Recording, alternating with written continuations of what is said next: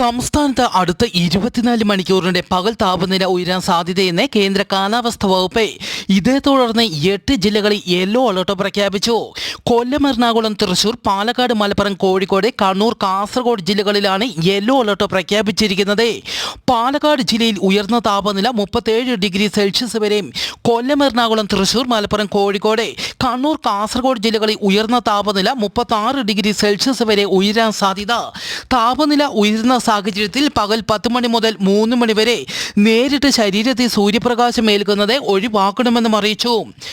പാകിസ്ഥാനിലെ ഇസ്ലാമാബാദിൽ പാകിസ്ഥാന്റെ ചരിത്രത്തിലെ ഏറ്റവും വലിയ ആലിപ്പഴ വർഷം റിപ്പോർട്ട് ചെയ്തു. ആലിപ്പഴ വർഷത്തെ തുടർന്ന് സോളാർ പാനലുകളും വാഹനങ്ങളുടെ ഗ്ലാസുകളും തകർന്നു. 30 മിനിറ്റ് പെയ്ത ശക്തമായ മഴയും കാറ്റും ആലിപ്പഴ വർഷവും വ്യാപകമായ നാശനഷ്ടങ്ങളാണ് ഉണ്ടാക്കിയത്.